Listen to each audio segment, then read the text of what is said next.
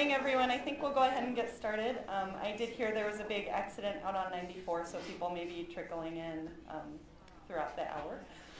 So it's my pleasure today to introduce today's Grand Round speaker, Dr. Reis Filho, who comes here to us from Memorial Sloan Kettering.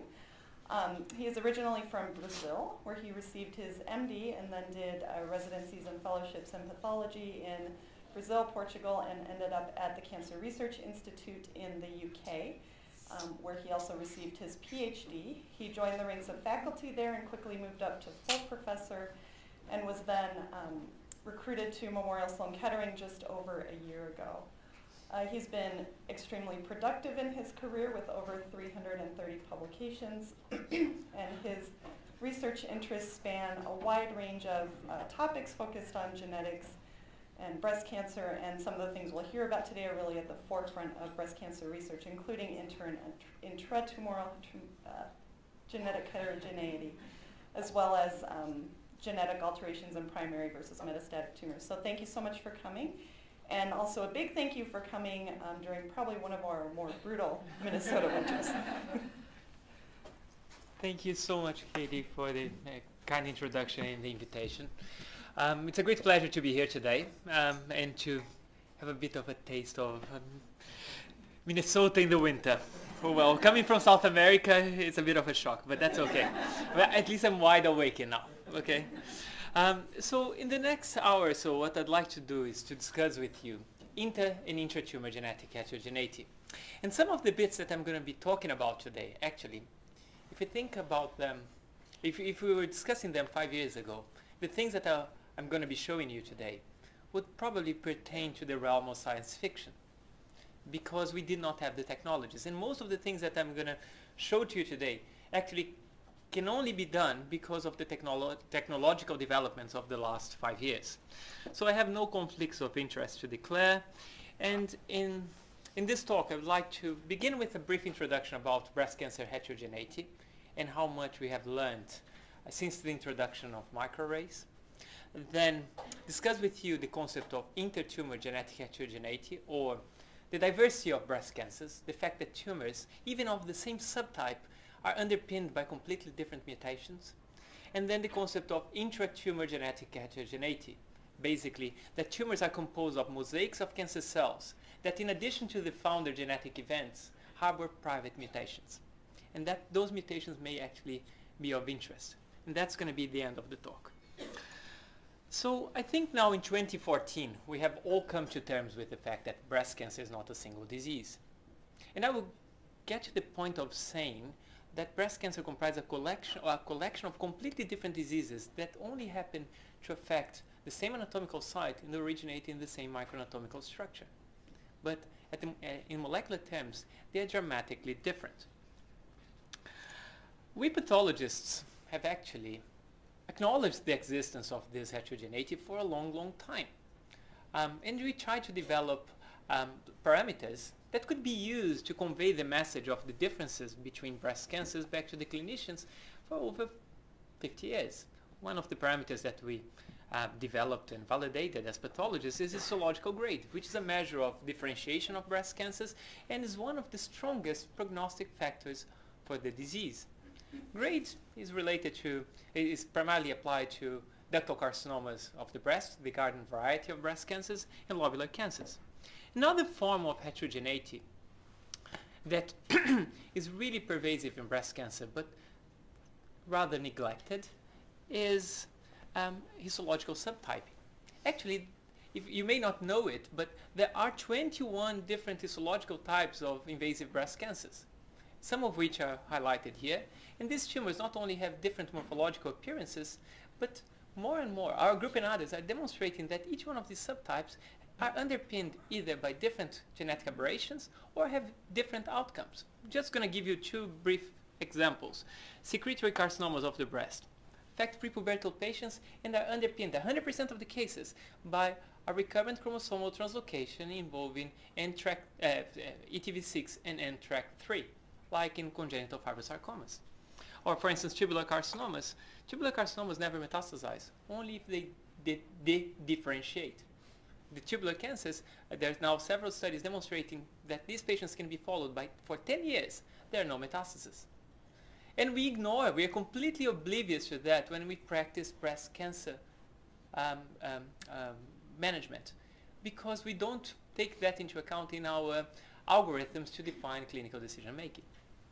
In any case, we knew about this heterogeneity for donkey's years, but heterogeneity was only brought to the fore of cancer research after the publication of the microarray studies by the Stanford group, where basically they had a bunch of tumors in a freezer in Norway, and they did some cDNA microarrays that at that time were really cutting edge. Now they pertain to museums. And using that really rudimentary technology by our 2014 standards, they came up with 3 fundamental conclusions that changed the game completely, that are illustrated in this heat map here. So basically, they demonstrated that ER-positive and ER-negative breast cancers have fundamentally different transcriptomes. And now we know that ER-positive and ER-negative diseases are completely different. They just happen to arise from the terminal duct lobular units. Second important conclusion, that in ER-positive tumors, there is heterogeneity, and there are at least 2 molecular subtypes, luminal A, luminal B, and the differences between these subtypes are all related to the levels of expression of proliferation-related genes. Luminal A, high proliferation, low proliferation, in green here. Luminal B, high proliferation, in red. The third conclusion is that in the ER-negative subset of breast cancers, there are many molecular subtypes. 3 in the original classification, and now we know that only when it comes to triple-negative breast cancers, there are 6 or more molecular subtypes. This classification system has been enthusiastically embraced by oncologists, surgeons, and scientists. One of the reasons being that it's prognostic. In multiple cohorts, basal-like and HER2-positive tumors have aggressive clinical behavior. Luminal A cancers have a rather indolent outcome. Following this initial publication, several groups, including ours, have demonstrated that these molecular subtypes differ in terms of risk factors, clinical pathological characteristics, response to therapy, and outcome. But there is a big problem. This classification system comprises 5 subtypes, and we never knew whether 5 was the correct number of subtypes to be expected in breast cancer. Remember, this classification was developed with 38 invasive breast cancers in the first publication. So it's quite hard to imagine that with that limited number of samples, one would be able to, let's say, identify all the diversity expected in the disease. And as a matter of fact, although all of us are trying to implement this classification system in clinical practice, a recent study by Carlos Caldas and Sam Aparicio from the Metabrick group of investigators, they analyzed 2,000 breast cancers, but now not only with gene expression arrays, but also copy number aberrations using SNP arrays. And by integrating the 2 data sets using an algorithm that actually was developed at Memorial, they demonstrated that the most parsimonious number of molecular subtypes of breast cancer is 10 rather than 5. And these 10 subtypes actually have prognostic implications, with some subsets being incredibly aggressive. There's still no way of applying this classification prospectively unless you have SNP arrays and gene expression arrays of exactly the same nature as those used by Carlos and Sam. They're developing an algorithm for that. But I'm just highlighting this point for one reason. That's one of the challenges that we face in translating the findings from gene expression profiling, or now even sequencing, into clinical practice. Because from the discovery to the implementation of the test, there's a lag time, and it's really hard to validate biomarkers. It takes ages. And by the time the biomarker is in the final stages of validation, something else emerges. But this is something that we need to be cognizant of, because that's one of the tenets of precision medicine, that there is this lag time, and we have to be able to contend with that. So with that introduction, the realization that breast cancer is a collection of multiple diseases, and that the molecular subtypes were perceived as a way of reducing this complexity, let's talk about inter-tumor genetic heterogeneity. And here I'm going to be talking about the differences between tumors in terms of their constellation of genetic aberrations. So one of the ideas with molecular subtyping of the disease would be that each one of these subtypes would be constituted or composed of a much more homogeneous set of tumors, so that they would be underpinned by the same biology. So I troubled myself to put this slide together for you just to illustrate a point here. So here are 6 cases of breast cancer that were subjected to complete whole genome sequencing at base pair resolution, ATX+. And some of them were lifted from meta-analysis studies, some from our studies.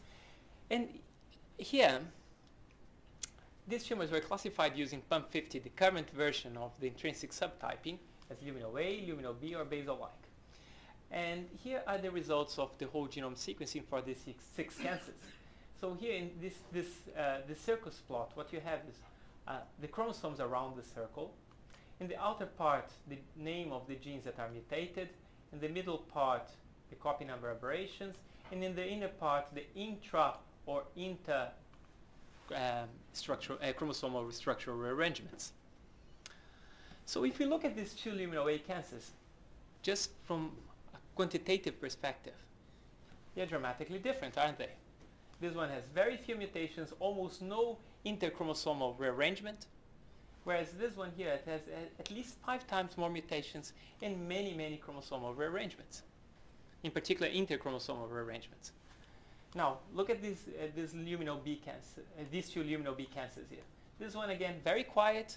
This one, rather complex in terms of its constellation of genetic aberrations. So we currently call luminal A tumors and these tumors luminal A and believe that they are very similar, but at base pair resolution, they are dramatically different. So the reduction in complexity is not that dramatic, okay? And at base pair resolution, it seems that every breast cancer is likely to be different. Now, when it comes to basal-like, there is one common denominator here. The vast, vast majority of them happen to have lots of mutations and lots of genetic aberrations. You can see here number of mutations, number of rearrangements, and copy number aberrations here. Despite the number of mutations these tumors harbor, I'm afraid to say that if we look at these 2 examples here, there's only one gene mutated in common. You have to take my word at face value here. You cannot read it. But the only gene that's mutated in common here is P53. Nothing else. Okay? And these are 2 triple-negative breast cancers, very similar in size and the behavior as well. I troubled myself to do that, so to retrieve this particular set of samples. But this is a concept that's emerging, actually, from the next-generation sequencing studies carried out to date, that there are very few highly recurrent mutations in breast cancer. And that's a sad reality, but that's what we're realizing now. This was first illustrated, actually, in a paper by the Genentech group, where they sequenced 1,500 genes in 183 breast cancers that were divided into HER2-positive, ER+, or triple-negative, and they used really elegant bioinformatic algorithms to infer whether a gene would be a driver or not. Basically, the way one interprets this chart is the higher a gene is, and the bigger the dot, the likelier it is for that gene to be a driver. And regardless of the subtype of breast cancer, there were 2 drivers, 53 and PIK3CA. I think we needed to do a lot of sequencing to realize that, yeah? But in any case, as you can see here, this is...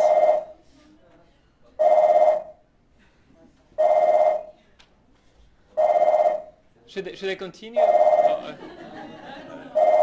I can just entertain you, perhaps with a bad joke. You guys are not into soccer, are you? No, okay. So, but some soccer players are actually Dadaist philosophers as well. There was one guy who I support Arsenal in England with the soccer team, and when he moved, he was asked, "What's football or soccer for you?" And the guy said, "Well, soccer is like chess, just without the dice." pure Dadaism, yeah? You see, European footballers have something special. So let's see if it disappears. Should I continue? Oh, I can continue now. So they did that. They did just that, okay? And they found P53 and PIK3CA. And they found a few other genes, actually, that could constitute drivers, but with 183 cancers, they could not tell for sure. But there were very interesting genes like AKT1, PIK3R1, ERB3, so on and so forth. When we saw those results, we thought they just got the 1,500 genes that they sequenced wrong, okay? And we said that back in 2008, 2009. So Phil Stevens, myself, Peter Campbell, under the leadership of Mike Stratton, decided to sequence 101 exomes of breast cancers. And the results are here. We published this in Nature in 2012. This is a figure that tells the whole story of the paper. Each column is a tumor, each row is a gene, each red square is a mutation, each blue square is an amplification. Although we had sequenced the exomes of these tumors, every single protein coding gene, the only highly recurrent mutations in this set of 101 were PIK3CA and P53. And they were present in both ER positive and ER negative. There were additional mutations that were found in ER positive tumors, like CDH1 or ECADERY mutations in lobular carcinomas, MAP2K4, MAP3K1, NCOR1, and a few others. But they were present in a minority of the cancers. One interesting point that we could investigate in this study, we had 101 breast cancers, whole exomes. So we just asked, if we look at the mutations affecting known cancer genes, and we compare each tumor against the remaining 100 cancers, are there any tumors with exactly the same repertoire of mutations? Not even looking at the mutations, exactly the same repertoire of genes mutated. And no, every single tumor was different. So if we go with genetics alone, forgetting about functionality, at base pair resolution, each breast cancer is different. But it's not all doom and gloom, I'm afraid to say. Because now there are more than 700 exomes sequenced, and there's a lot of granularity available. And I lifted this figure here from the TCGA because it exemplifies several aspects of breast cancer genetics that are really informative. Here they sequenced over 400 breast cancers, whole exomes. Each column is a gene, each row is a tumor. On the left-hand side here, you have the molecular subtypes. On the right-hand side, ER, PR, HER2, tumor size and nodal status. In gray, the mutations. And now, just by eyeballing this chart, a few conclusions can be drawn. Have a look at it. So, in the luminal tumors, or let's put it like that, the overall constellation of mutations, or genes mutated in luminal cancers, is different from the constellation of mutations found in basal-like tumors. So, luminal cancers are characterized by mutations of PIK3CA, MAP3K1, MAP2K4, GATA3, MLL3, CDH1, ECADERY and lobular cancers in particular, then RUNX1 and COR1.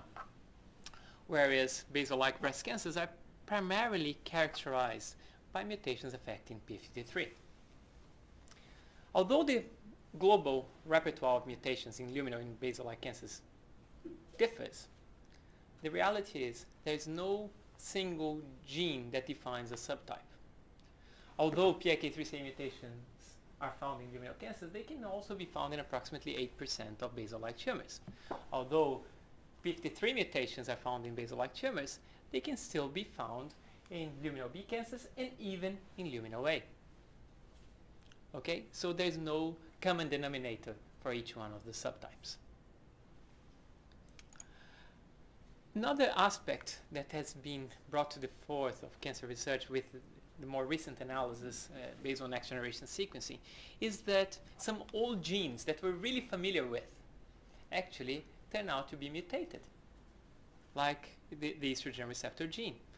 Suzanne Fuqua actually reported ESR1 gene mutations 15 years ago, and everybody called her crazy because nobody could find them. I tried with Mitch Dowsett to find those mutations in primary breast cancers, and we looked at the ATTACK and the IMPACT clinical trial, could not find them. turns out that these mutations can only be identified if we sequence relapsed samples, not the primary tumors, at least using Sanger sequencing. And now we know that in patients who received aromatase inhibitors or were subjected to complete estrogen deprivation, like by removing the ovaries or by having chemotherapy to a level that suppresses the ovaries completely, they can be found in up to 32% of ER-positive tumors. These mutations are distributed primarily around the ligand binding domain, and they have been shown to confer partial resistance to SERMs and SERDs like tamoxifen and fulvestrant, respectively. But they can be inhibited if one cranks up the dose of these agents. But I'm just showing you this slide because TCGA and all the studies that have been published to date focus on primary tumors. And there might be merit in focusing on relapsed disease. And we're going to go back to that at the end of the talk. So in conclusion for this part of the talk is that breast cancers display complex genomes. There are very few highly recurrently mutated genes. There's a large number of genes that are rarely mutated. And if we just go back here to ER, actually ER could be found in the TCGA samples, but in 0.6% of the tumors. And there's no common denominator for each molecular subtype in terms of a gene that defines a subtype on the basis of its mutations. Now moving on to my favorite topic of the day, that's intra-tumor genetic heterogeneity. So we realize that breast cancers are a mess if you compare tumor with tumor. What about an in-depth analysis of individual tumors? How complex is it? So we and others have posited that breast cancers are likely to be composed of mosaics of cancer cells that, in addition to the founder genetic events that are present in all cells, harbor private mutations. And these private mutations may mediate some of the biological phenomena that have baffled us for ages, such as resistance to therapy, metastatic dissemination, progression from in situ to invasive disease. Data on intra-tumor genetic heterogeneity in breast cancer is rather limited. One old paper of mine just looking at morphological heterogeneity in comparison to genetic heterogeneity within tumors. There's a paper by Saurabh Shah as well. Actually, the best evidence in terms of intra-tumor genetic heterogeneity comes from kidney cancer in a study published by Charlie Swanton that got lots of headlines 2 years ago. So basically, what they did here was a very simple experiment, but was incredibly informative. They had one kidney cancer. They had the excision of this kidney cancer. They cut multiple sectors of this tumor. They collected also material from 3 metastatic deposits. They extracted DNA from each one of these samples and did exome sequencing. The results can be seen here at the bottom of the slide. Each column is a gene, each row is a sample. The R's are the sectors of the resection specimen, the M, the metastasis. In gray, the mutations. Okay? So there are some mutations that were present in absolutely everything. There were some mutations that were restricted to all sectors of the primary. There were some mutations that were restricted to the metastasis. And some mutations were restricted to one sector of the primary or a single metastatic deposit. So that poses a formidable challenge for us because there is spatial heterogeneity within the tumor, and there is also temporal heterogeneity because these metastases developed throughout the evolution of the tumor. Despite all these challenges posed by intra-tumor heterogeneity, you can imagine with that complexity, what should we target in a tumor? The naysayers contend that there's no point in bothering with heterogeneity because the drivers are always in the trunk. Imagine that this is the evolutionary tree and the drivers are always in the trunk. So we just have to target the drivers. So in addition to p53 and PIK3CA, could you name a breast cancer driver for me? No, amplifications or whatever. HER2, a great one. So let's talk about HER2. HER2 is a driver. That was easy. HER2 is a driver, okay? It's amplified in 15% of breast cancers, defined as tumors are defined as positive from a clinical standpoint if 30% of the cells express HER2 on their membranes like here, or if they have a HER2 CEP17 ratio greater than 2.2 by FISH. It happens that if you start looking at these tumors in detail, there are some surprises. In approximately 2 to 3% of cancers, HER2 shows this type of distribution. Positive in 50%, 40 to 50% of the cells, and amplified, negative, not amplified. Here on the screen is much better than in the projection there, I'm afraid to say, but not amplified. So, together with Anne Vincent Solomon, pathologist from Institut Curie in France, we reviewed 1,000 consecutive HER2-positive cancers, looking for tumors with this type of heterogeneity.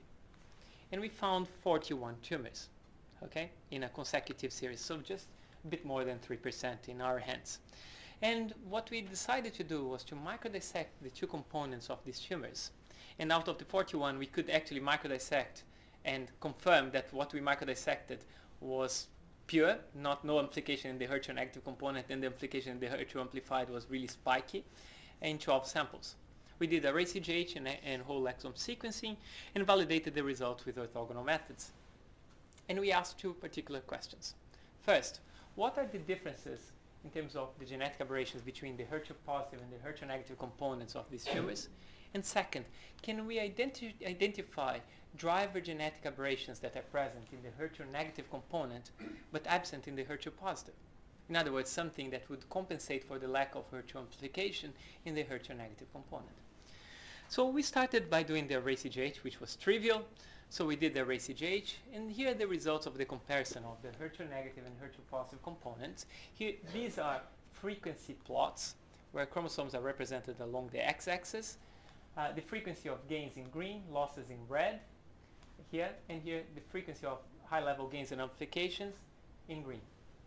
When we compared the group of HER2 positive components versus HER2 negative components of these cases, there was only one significant difference, which you can see here, and it was related only to the HER2 amplicon. So there was nothing recurrent in the HER2 negative component that would account for the lack of HER2 amplification in these tumors. But when we looked at the tumors individually, we started seeing some really interesting findings. So here are two cancers, the amplified and not amplified, the amplified and not amplified components. You can see here the spikes of the HER2 amplicon in the amplified and the lack of it in the not amplified. Here are the genome plots where chromosomes are represented along the x-axis, gains in green, losses in red. If we pay attention to these two plots, there's one interesting difference here. Look, chromosome 8p. There's this peak here that's not present here. And here, we started doing the validation. I don't have the functional results to show you completely, but the likeliest driver of this particular amplicon is BRF2. We have some preliminary evidence to suggest that that's the case. It's transforming in MCF10A cells, and we're having trouble enforcing its expression in a few breast cancer cell lines. But two papers in the last 2 years show that it's likely a driver of the disease. But that's the gene that's overexpressed when amplified, and it's the likeliest candidate. And if you compare these two here, there are some interesting differences as well.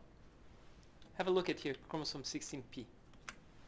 Huge peak in the HER2 negative component, absent in the HER2 positive. So, although there is no common denominator for the HER2 negative component of the cases, the reality is, if we look at each one of them, we can find high-level amplifications that are restricted to the HER2 negative component and not present in the HER2 positive, which is quite interesting. So there is intra-tumor genetic heterogeneity above and beyond the presence or absence of HER2 amplification in these tumors. Now, much more interesting was when we started playing with the sequencing information. And here are two examples of two cases that we sequenced the HER2 positive and the HER2 negative component of these 12 cases. So T6 and T11. What you're seeing here are the mutant allelic plots where we plot the frequency of an allele, a mutated allele. In the y-axis, we have the frequency for the HER2-negative component, in the x-axis for the HER2-positive component. Basically, the way one reads these plots is that, for instance, let's focus here on PIK3CA. It's mutated in approximately 28% of the alleles available for the HER2-negative component, and in 22-23% of the HER2-positive component. So when we did that, in almost every single case, we noticed that there was a p53 mutation, and that p53 mutation was present in both components. Second, in a subset of the cases, we had not only the p53, but also a PIK3CA mutation. But when we started looking at the mutations present in one component or the other, there were some interesting surprises. In one of the cases, we found actually an ERB2 mutation in the HER2-negative component of the case. So one was amplified, the other was mutated. And what is this mutation? This mutation is the I767 kinase domain mutation that was investigated in part by Rombose in the paper that they published in Cancer Discovery last year. It was reported to induce just a little bit of phosphorylation of HER2. And we decided to investigate this mutation more thoroughly, because this was one of the mutations that was only partially investigated in that study because it was not identified by them. It came from the Broad paper. One point that I need to make here, that I forgot to make before, is that all of the tumors with HER2 heterogeneity in our review of 1,000 cases, all of them were ER positive, HER2 positive. None of them were ER negative, HER2 positive. Second is that the majority of them had p53 mutations. So we decided to investigate the impact of this mutation in breast cancer cell lines that are ER positive, p53 or PIK3CA mutant, to try and mimic the same type of, let's say, background as of the tumors where we found this type of genetic aberrations. So when we forced the expression of the wild type, these are all stables, MCF7 and T47D, we use the lentiviral vector, forced expression of wild type HER2 or the I767 mutant in MCF7 and T47D. What we observed, we confirmed basically what Rombose observed, but this mutation was not incredibly activating actually. The only thing that we found was that it resulted in some degree of activation of the AKT-mTOR pathway in one of the cell lines. When we we forced expression of the wild type and the mutant in fibroblasts or MCF10A cells, we observed that it resulted in increased colony formation in fibroblasts, and in MCF10A, it changed the morphology of the gland-like structures that these cells form when we grow them on the top of matrigel rather dramatically. And I thought, when my postdoc gave me these micrographs here, I said, you took the wrong magnifications here. And he assured me that these two are the same magnification as this one. And they become more invasive, much larger colonies, and the gland-like structures are lost. It also results in a mild change in cell cycle. In terms of cell survival, this mutation actually, here you can see in red, in T47D, in MCF7 cells or T47D cells, at least under some specific contexts, it results in growth above and beyond that expected by the forced expression of the wild type. So it seems to be, this mutation seems to be, to some extent, a weak driver and probably a context-dependent driver. What is really interesting here is that if we think about the biology of the disease, if this was really a potent driver, like some of the other EGFR or HER2 mutations, probably we would not be able to see that type of heterogeneity. One clone would have taken over because it induces activation of other signaling pathways that are not induced solely by HER2 amplification. But this is an interesting point that I'd like to bring to your attention, is that when they first looked at this mutation only by looking at fibroblasts, they could not see much. But once we combined more cell lines, we could see an effect. And that's one of the problems that we face in validating drivers. The context of the cells that we use to determine whether a mutation is a driver or not matters. To finalize this part about HER2, here are some additional plots of cases with HER2 heterogeneity. Again, not amplified in the y-axis, amplified in the x-axis. And again, 53 mutations found in the vast majority of them. And there's something that's really puzzling me, and guys, if you come up with an idea, I would really welcome your comments. These tumors are ER positive, HER2 positive, and P53 mutations. What's the phenotype of tumors developing in patients with Li-Fraumeni syndrome, germline mutation of P53? Breast cancers, the vast majority are ER positive, HER2 positive, exactly as the tumors where we find in heterogeneity. So we're now trying to investigate what the static interactions between P53 and HER2 happen to be. We are working with Dan Silva and Judy Garber to try and figure out what's the basis of that. But we have very few clues at the moment. There were only 2 cases where we did not find a P53 mutation. In one of them, we had 2 additional stronger drivers, PIK3CA and CDK1. And in this one here, we had an ARID1A that was a strong driver again, pathogenic mutation with loss of the wild-type allele. And in the HER2-negative component here, we had an NF1 mutation.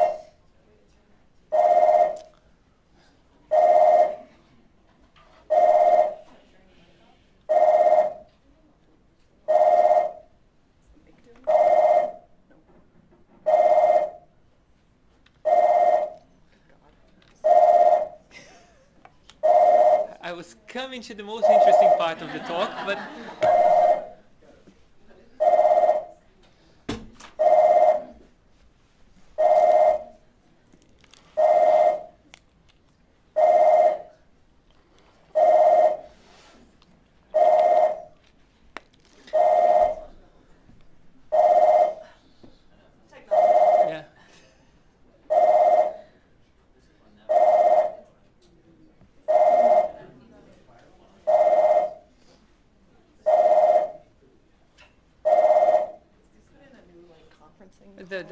no, that's fine. Okay, it's done.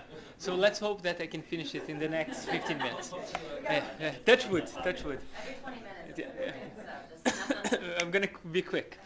So I've shown you now an example of a driver mutation that is heterogeneously distributed within a tumor. And just by looking at the different components, we could identify other driver alterations by focusing on this spatial heterogeneity. What about the comparison of primary breast cancers and their respective metastatic lesions? Well, again, it's not my idea, but we have been talking about this for a long time, that the metastatic process may constitute a biological bottleneck. The model that we envisaged was that there's a lot of heterogeneity, genetic heterogeneity in the primary tumors.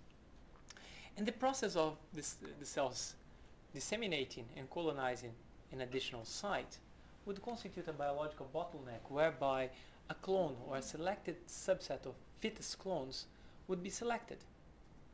And after the selection of the clones, they may or may not undergo additional evolution, the acquisition of additional mutations. There's not much data about comparisons between primary and metastatic lesions using next-generation sequencing in breast cancer. The microarray studies that actually were done by, the first was done by Britta Weigelt, who works with us now, actually failed to find many transcriptomic differences. But by next-generation sequencing, the 2 studies that have looked at that have come to the same conclusion. But in both of them, there was a comparison between primary and metachronous metastasis years and years later after therapy. So here, if there are differences, we do not know if they are caused by the metastatic process or therapy selection, okay? So comparing the primary and the metastasis in this study here by Matt Ellis's group, they observed that the repertoire of alterations in the primary and the mets were pretty much the same. However, there were some genes that were mutated in virtually 100% of the cells of the metastasis, but very few cells of the primary tumor, highlighted in red here, in the metastasis circles plot. There were some genes that were frequently mutated in the cells of the primary tumor, but not in the metastasis, highlighted in red here. And there were two new mutations highlighted in blue here that were present only in the metastasis and not found in the primary tumor. So there was some evidence to suggest that there is heterogeneity between primary and metastatic lesions. But these samples were after therapy. So we hypothesized that, if the metastatic process is a biological bottleneck, primary and metastatic deposits would differ in terms of their mutation repertoires and clonal compositions. So basically, the model populations of the primary and the metastasis would differ. So we're really trying to do this. We've started this study back in 2010, and we did not have anything. Come on, how easy is it to find a breast cancer patient with metastatic disease coming to the clinic without any prior therapy, and that patient allowing us to biopsy the primary and the metastatic deposits? So it was very hard. In Britain, I could not do it, but I went to France and talked to actually my first clinical fellow, who is now the head of Breast Oncology Institute Curie, Jean-Yves Piergat, and one of the pathologists, Brigitte Sigal. And we decided to initiate the EXOME study, which is a multicentric prospective study that is devoted to collecting biopsies of primary tumor and metastatic disease prospectively. The only way that we could justify this study was that we could compare the status of ER, PI, and HER2 in the primary and metastatic deposits, because that clinically would have an impact, and then we could justify biopsying these patients, because we know that changes in the status happen in approximately 15% of cases.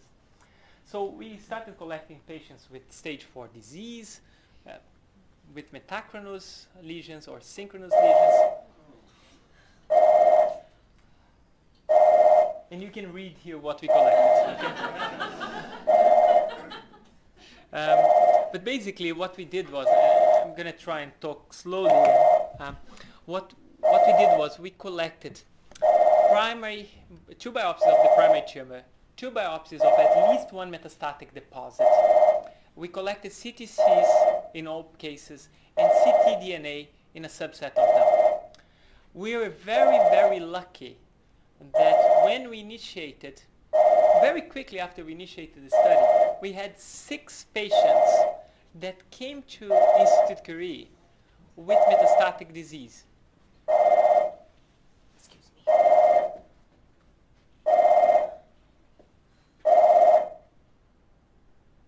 Thank you. Okay. Hang up. Hang up. Yeah. So, who came to Institute Curie with metastatic disease. And instead of doing anything, the first thing that we did was to stick needles in these patients, took 2 biopsies of the primary, 2 biopsies of the met. In one case only we could get ctDNA. So basically, that was our pilot study. 6 patients. Biopsies were taken from the primary and at least 1 metastasis without any therapy. So these patients had seen absolutely nothing. Okay? We microdissected the lesions with SNP6 arrays, paired end exome sequencing ranging from 250x to 500x, so quite deep, and we validated everything that we found there using targeted capture sequencing. And these are the results. So here are the 6 cases. By chance, we had 2 HER2-positive, 2 ER+, HER2-negative, and 2 triple-negative. What you're seeing here are the pairs primary and metastasis, okay, for each one of the patients. And here all the genes that are mutated. You cannot read the genes, but we're going to go back to them in detail in the next few slides. Here is just to illustrate a few points. First, that the known driver mutations like P53 and PIK3CA, when they were mutated, they were always mutated in both components, the primary and the metastasis. Look, P53 here, PIK3CA, so in both. And there were several mutations that were present in both the primary and the met. Okay? However, there was a constellation of mutations that we could detect either in the primary or in the met, but not in the other sample. So mutations that were restricted to the metastasis or mutations that were restricted to the primary. I'm not claiming here that the mutations that we found in the metastasis cannot be found in the primary. What I'm saying is, with a diagnostic biopsy, the way we do in the clinic, we could not detect those mutations. Okay? So the overlapping in the repertoire of mutations between primary and metastatic disease without any therapeutic intervention overlaps, but there are very important differences. And there is a subset of mutations that were restricted to the primary or the metastatic lesion only. It's a bit of a challenge, yeah? So let's have a look at the different tumor types, beginning with the ER-positive cancers. So to try and make some sense out of the mutations we found, we categorized these mutations into three classes. In this dark magenta, dark red here, are mutations that have already been described as pathogenic. Okay, there's direct evidence for the mutation found to demonstrate that they are pathogenic. So we call them drivers. The ones in this dark blue are potential drivers, genes that are either part of the cancer census gene list or genes for which there are mutations reported, and those mutations are drivers. But the mutation we found was not, let's say, supported by sufficient evidence for us to call them a driver. And the indeterminate here are the mutations that are coded by algorithms, by informatic algorithms that define whether a mutation is pathogenic or not, as pathogenic, but there was no, let's say, wet lab data to back them up as potential drivers. And we excluded all of the others that were not called drivers, were called passengers by informatic algorithms. So here, for the next few slides, this is what I'm going to be showing you. So again, in this ER-positive tumor, BRCA2 pathogenic mutation, PI3KCA hotspot mutation, common to both. In this one, 53 common to both, the primary and the MET.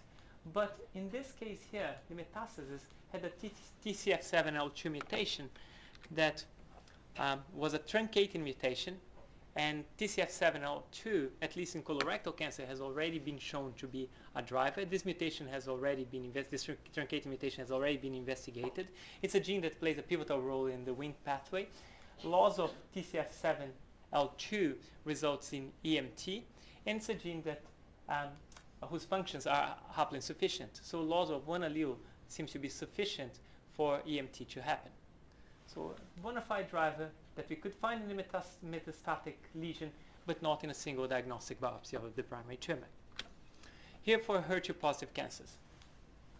Again, the big drivers got the 3 and 53 in both. Here 53. In this case, which is really fascinating, there was only one mutation in common, 53. All of the other mutations were present in the metastasis or the primary only. And in this case here, what was really fascinating is that in the metastasis, there was a SMAD4 mutation. Again, the mutation has already been investigated. It was absolutely clonal in the primary tumor, in the metastasis, virtually 100% of the cells.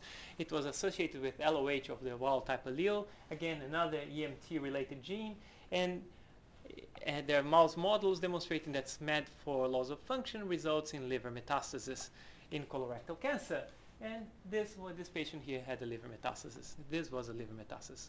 May probably be coincidental, but it's a really interesting observation. And as for triple-negative breast cancers, as expected, the repertoire of mutations is much larger. Again, several mutations, driver mutations that are present in both the primary and the metastasis, including 53. But in this case here, there was a CRIT1 mutation, again, a truncating mutation, associated with LOH of the wild-type allele present in the model population of the metastatic cells, not present in a single diagnostic biopsy of the primary tumor. CRIT1 has also been shown to be a tumor suppressor gene.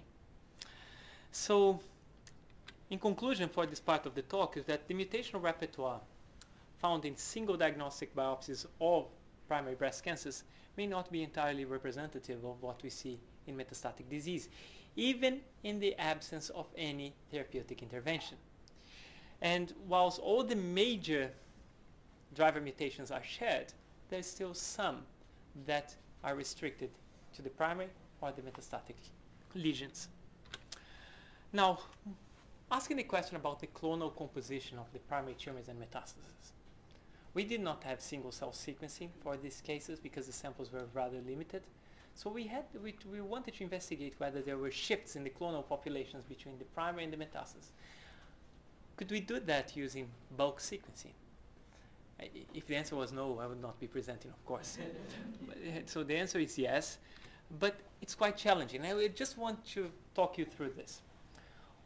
I've shown this very graph to you before, showing the mutant allelic frequencies. Remember that here what we're talking about is the frequency of an allele in a sample. So in the pool of alleles for that sample, for that particular gene in that particular sample, we have here around 29 and here around 23. So these are the mutant allelic frequencies. How can we convert that into a measure of the percentage of cells within that tumor that harbor that mutation?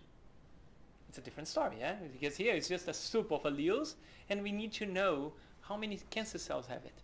So through a collaboration with Saurabh Shah from British Columbia, we implemented an algorithm called PyClone, where we can correct the mutant allelic frequencies according to ploidy, local copy number, tumor cellularity, and sequencing errors, and change mutant allelic frequency plots into clonal frequency plots. And look at how actually this tumor looks like. 53 and PIK3CA are present in 100% of the tumor cells. Okay, the HER2 mutation here, that's here around 15%, actually is 80%. Okay, so this is how we are going about trying to figure out the clonal composition of cancers. And what I mean by clonal frequency is the percentage of cells within a tumor that harbor a given mutation. Okay? How do we interpret these plots? And I'm going to walk you through the interpretation of these plots, because probably in the next 6 months or so you're going to see lots of papers with exactly the same type of plots I'm showing you here. So in this case of metastasis versus primary, so we're plotting always the clonal frequency of metastasis in the y-axis and in the primary in the x-axis. So the founder genetic events, the ones that are present in both, in 100% of the cells, are in the top right corner. Okay, 100% of the primary, 100% of the MET. The mutations present in the MET but absent in the primary are seen here. And the mutations present in the primary but absent in the MET are seen here. And the mutations that, for instance, are present in the primary but not in the MET at submodal distribution are here. Present in the metastasis submodal distribution but not in the primary here. And mutations present in both the primary and the MET but at different frequencies are found here or here. Do you understand this? Following me? Okay. So let's have a look at one of the cases. This is that case with this MAD4 mutation that was really, I can go back just to show you quickly so that you can recap this. The one that had only one mutation in common. So this is how it looks. 53 is the founder genetic event. It's present in both, 100% of the cells. And actually, the primary and the MET here, in this case, likely diverged very early in the evolution. Why? Because there are a handful of mutations, including the non-driver mutations, that are shared by both. There's a substantial number of mutations that were present in the MET, but not in the single diagnostic biopsy of the primary. Several mutations in the primary that were not found in the MET. So this probably is an example of an early dissemination or a dissemination that happened at a given stage, but there was parallel evolution in both sides, the primary and the metastatic lesion. Here's another example, very different. BRCA2 and P53 are the founder genetic events here in the top right corner. The primary tumor actually was composed of multiple populations. And why do I say that? We have a distribution of clones, distribution of mutations at different frequencies. Okay? But the metastasis was composed of a single clone. Look at the mutations here. All of them exactly at the same frequency in the metastasis. So this is a clear-cut example of a metastatic lesion coming from a small or one subclone or a small set of subclones from the primary tumor. So this is an example of biological bottlenecking. However, I think the icing on the cake here is the presence of this RF4 mutation that is present in less than 1% of cells of the primary tumor, but in 97% of the cells of the metastatic deposit. And remember that with these bioinformatic algorithms, we have a small error rate, up to 3-5%. So this is a really cute example of a biological bottleneck. So I hope I have demonstrated to you here in this talk that intra-tumor genetic heterogeneity is present both in primary tumors and metastatic lesions. That metastatic lesions, even in the absence of any systemic therapy or a local therapy for that matter, differ in the composition of their model population. Here are two really good examples. That they display mutations in EMT-related genes. This small sample size of our study does not allow us to draw any conclusions, but it was a really interesting observation that two of the genes that were restricted to the metastasis and were drivers were related to EMT, and that were not detected in a single diagnostic biopsy of the primary tumor, and that even in the absence of any selective pressure, the potential drivers of metastatic behavior may not be identified by sequencing a single diagnostic biopsy of a primary tumor. And this poses a very serious problem for us, because even in the context of clinical trials, most of the trials collect only samples from the primary lesions, and we do all the biomarker development on the basis of those samples. Are we doing the right thing? Well, so in conclusion, I hope I have demonstrated to you that tumors are composed of mosaics of multiple genetically diverse clones, that mutations accumulate over time, that idea that a snapshot of a tumor may not suffice for us to determine the repertoire or the constellation of mutations of a given cancer, and that at diagnosis tumor are already mosaics. And that, as I was alluding to in the previous slide, I am really interested in biomarker development and validation, but I am facing a really challenging quandary at the moment. Which sample should we be using? Primary tumor, the metastatic lesion. But if you look at Charlie's paper, even different metastases had different repertoires of mutations. So what should we go for, CTCs or ctDNA? I did not have time to show you the results of the ctDNA that we sequenced the exomes in one of the cases, but we could only identify 6 of the mutations that we found with 500x depth. So for de novo discovery, it's going to be really challenging. But I believe that by answering this question, we'll move the biomarker field forward a great deal. I also hope that I have demonstrated to you that breast cancer is a heterogeneous disease at many levels. Histopathology, as in my introduction, the molecular subtypes that all of you are aware of, and that the mutational repertoires vary even within subtypes, and that each tumor is genetically heterogeneous. And the nihilists say that people like me who are investigating this issue of intra-tumor genetic heterogeneity are doing a disservice to science. And they also say that technology, genomics, actually has not led to fundamental shifts in the way we treat breast cancer patients.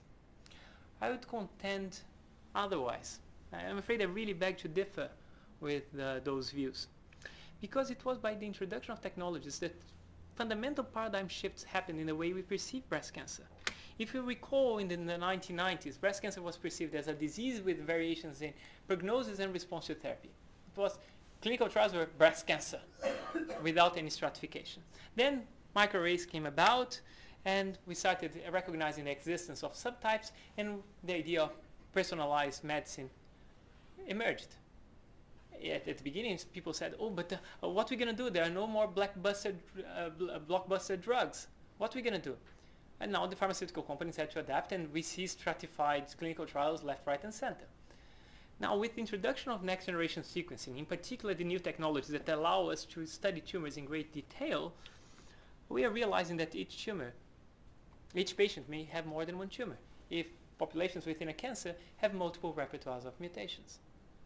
And I would contend that it's only by harnessing this inter- and intra-tumor genetic heterogeneity that we'll be able to realize the potentials of precision medicine and start developing therapies that are based not on empiricism, but actually on the biology of the cancer we're treating. And without that, the dream of precision medicine will never happen. But I think the future is bright. Thank you so much.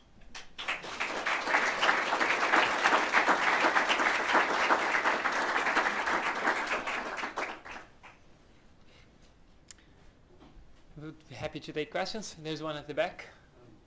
So I don't mean to join the nihilists, but there is a philosophical principle which is called Occam's razor, and the formulation of that is don't multiply entities beyond necessity. Mm-hmm. I think that apart from demonstrating that every patient has not only cancer that's different from everybody else, but even within that patient, all the cancers are different within the same tumor and within metastases.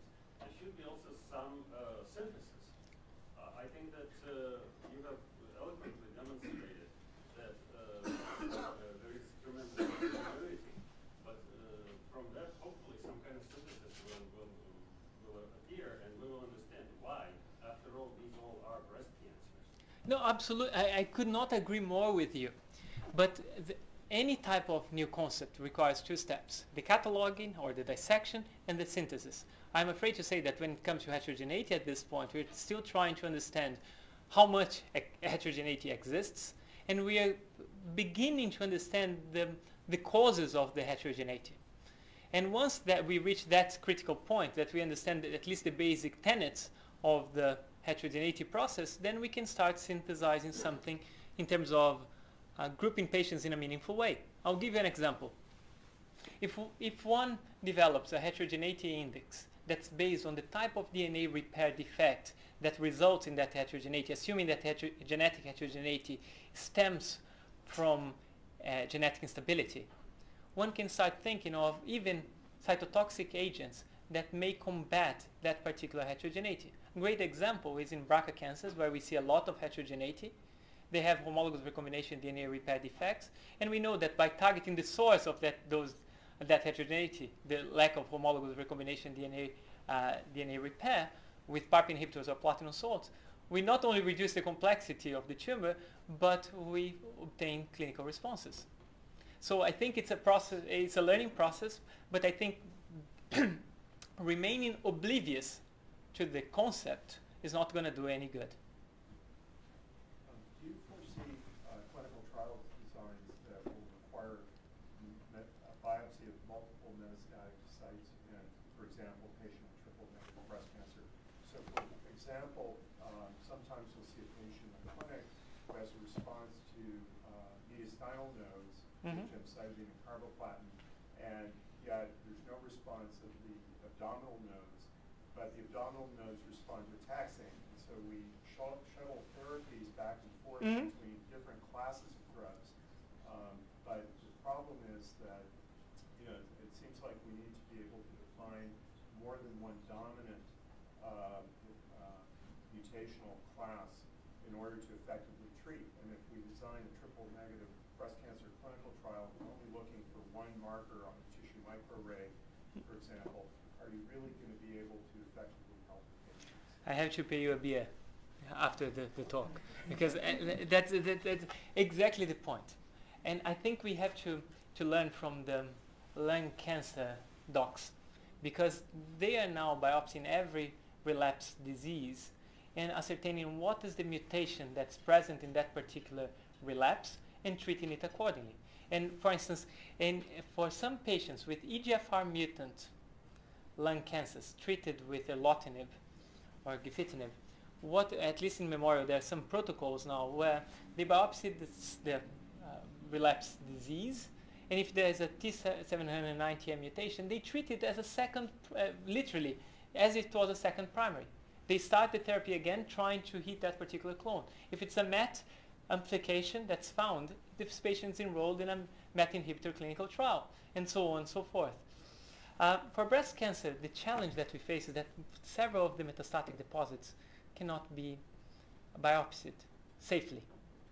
And most of the protocols are including only 1 or 2 biopsies at most. We have a protocol with Larry Norton that it's a prospective collection protocol where we are biopsying metastasis and just correlating with the clinical outcome. Because we observe, again, asymmetrical responses in different metastatic deposits. But one of the alternatives that we're really looking into in terms of mutations is by focusing on circulating cell-free plasma DNA. Not with whole exomes, not for de novo discovery of mutations, but having these metastatic deposits, knowing the mutations, going really deep in the plasma using technologies that allow us to then detect very rare mutations. So that's what we're trying to do. Is this the solution? It's anybody's guess at this stage. Did I answer your question? You did. Okay. Is there any relationship between the age of the patient and the appearance of the heterogeneity or the level of heterogeneity? We would hope that there would be, that in particular in younger patients, we would see that because of the enrichment for tumors that are caused by germline mutations in DNA repair-related genes. But the fact of the matter is that it's really variable.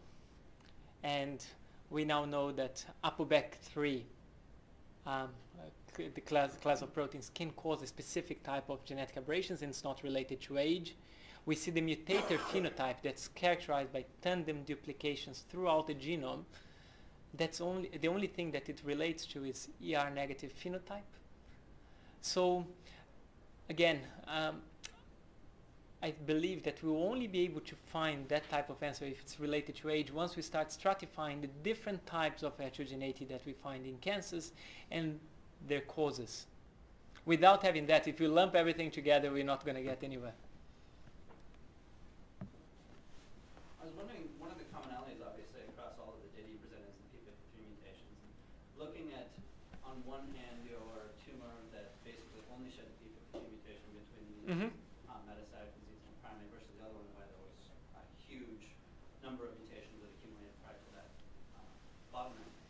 Do you think that the timing of p53 mutation within the oncogenic process in breast cancer is one of the actual primary drivers of the diversity? Like whether or not the answer is absolutely. The chronology of the mutations matters. Yeah, the answer is absolutely. And I think the best example comes from BRCA.